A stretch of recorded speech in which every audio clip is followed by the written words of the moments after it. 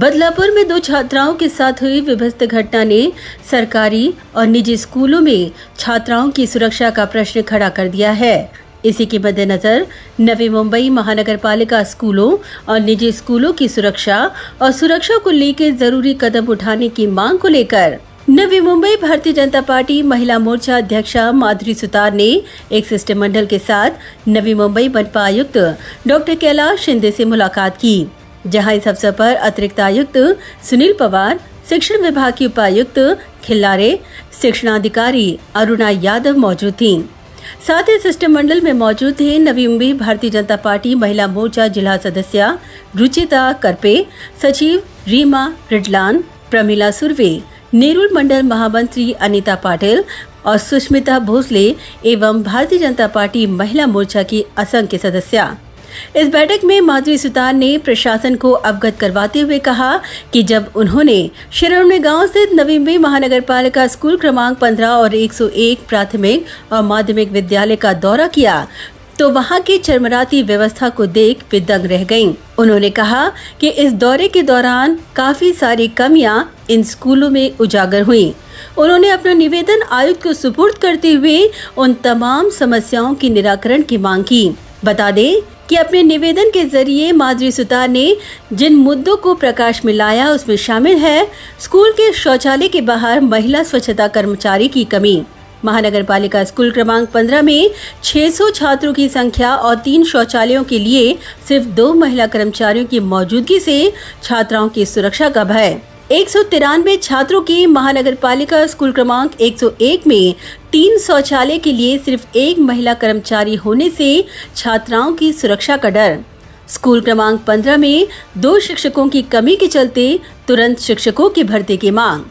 शिकायतों के बावजूद भी माध्यमिक स्कूल में पीने के पानी का गंभीर प्रश्न अब भी बरकरार। स्कूल में शारीरिक शिक्षा हेतु पीटी शिक्षिका की नियुक्ति की जाए, ऐसी मांग माधुरी सुतार ने की ताकि छात्रों को नियमित रूप से आत्मरक्षा का पाठ और प्रशिक्षण मिल सके। छात्राओं के लिए गुड टच और बैड टच की जानकारी प्रदान करने के लिए स्पेशल सेशन लिए जाने की भी मांग माधुरी सुतार ने की।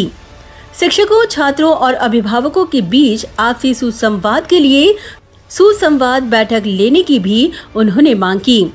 समाज के ज्वलनशील विषयों पर चर्चा कर उसके दुष्प्रभाव की जानकारी छात्रों को देकर उससे बचाव के लिए मार्गदर्शन करने की जरूरत भी माधुरी सुतार ने अपने निवेदन के जरिए आयुक्त से की।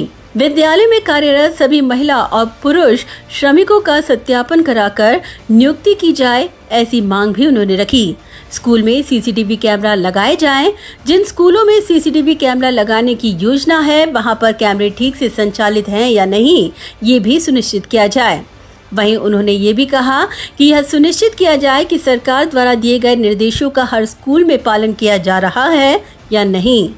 उन तमाम सरकारी और प्राइवेट स्कूलों की रिपोर्ट 1 महीने के अंदर अपने विभाग के माध्यम से मंगवाकर महानगर पालिका उस रिपोर्ट को सार्वजनिक करे ताकि अभिभावकों को अपने बच्चों की सुरक्षा के प्रति विश्वास हो। इसी की जानकारी नवी मुंबई नेटवर्क से बयां करते हुए माधुरी सुतार ने अपनी इन्हीं तमाम सूचनाओं और मांगों को लेकर माधुरी सुतार ने अपनी प्रतिक्रिया नवी मुंबई नेटवर्क के समक्ष बयान की। आज आम्ही नवी मुंबई महानगरपालिकेमध्ये ज्या या क्षेत्रामध्ये येणाऱ्या ज्या आपल्या शालेय इमारती त्या खाजगी आणि आपल्या शासनाच्या या दोन्ही अशा क्षेत्रामध्ये असणाऱ्या या इमारती त्याबाबतचं आणि त्या इमारतीमध्ये असणाऱ्या यंत्रणा आणि विशेषतः विद्यार्थ्यांची सुरक्षा आणि त्याला असणाऱ्या पूरक बाबी या विषयाच्या अनुषंगाने सन्माननीय आयुक्त असतील, सन्माननीय उपायुक्त असतील, सन्माननीय शिक्षणाधिकारी असतील यांची भेट घेतली।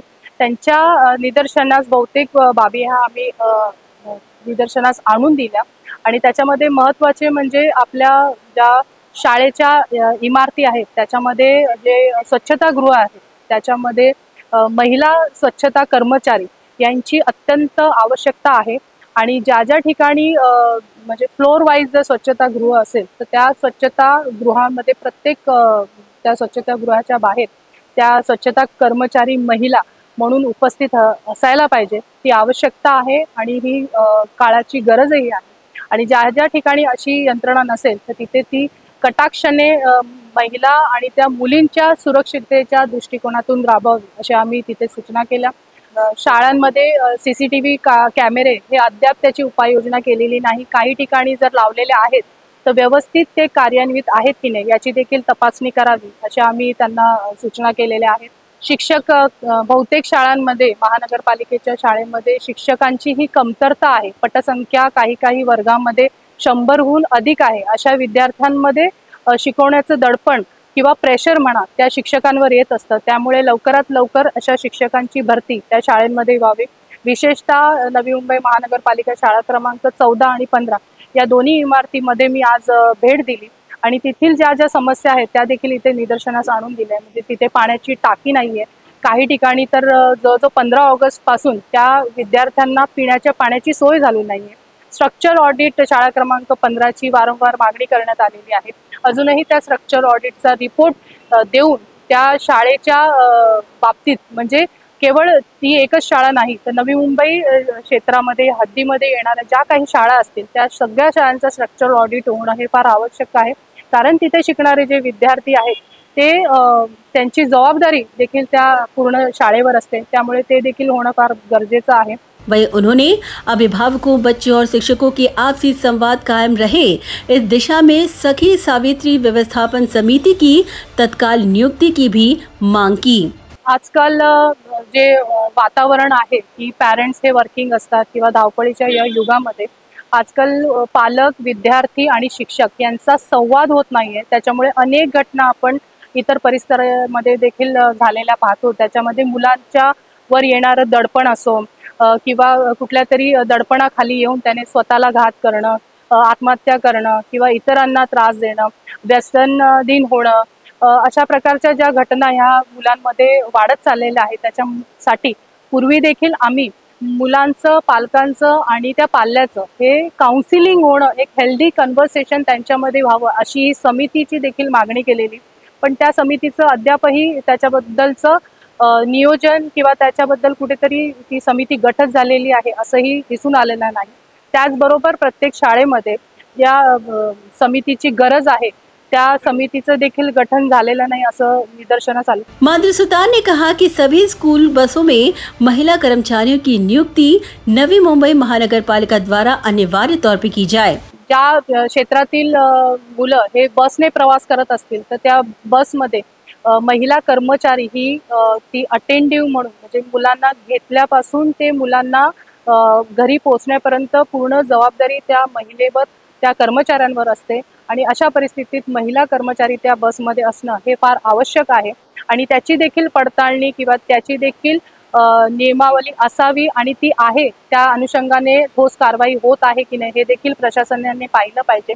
वहीं माधुरी सुतार ने आगे कहा कि शिरोमणि स्कूल में पढ़ने वाले 100 से भी अधिक छात्र क्वारी क्षेत्र, शिवाजी नगर क्षेत्र से 2 किलोमीटर से अधिक की दूरी पैदल तय करके आते हैं. ऐसे में सुरक्षा के दृष्टिकोण से छात्रों के लिए बस सुविधा प्रदान की जाए. शिरोमणी शाळामध्ये जे विद्यार्थी शिक्षण घेत आहेत ते शिवाजीनगर या जवळपास 2 किलोमीटरचा चालत जाणं आणि येणं हे त्या विद्यार्थ्यांना करावं लागत आहे. त्याच्यासाठी मी स्पेशल त्या मुलांसाठी बस अरेंजमेंट होत आहे का हा प्रस्ताव तिथे शासनाला दिलेला आहे. वहीं माधुरी सुतार ने कहा कि एक लोक प्रतिनिधि होने के साथ ही वो एक माँ भी हैं और ऐसे में अपने बच्चों की सुरक्षा को लेकर वे भी चिंतित रहती हैं और इसीलिए उन्होंने प्रशासन से मुलाकात की और कई गंभीर और महत्वपूर्ण मुद्दों को उजागर किया. उन्होंने कहा कि उन्हें उम्मीद है कि इन तमाम प्रश्नों का निराकरण नवी मुंबई मनपा आयुक्त द्वारा जरूर किया जाएगा. बदलापूरमध्ये ज्या चिमुकल्या 2 मुलींवर जो अत्याचार झाला अतिशय क्लेशदायक आणि दुःखद ही घटना होती.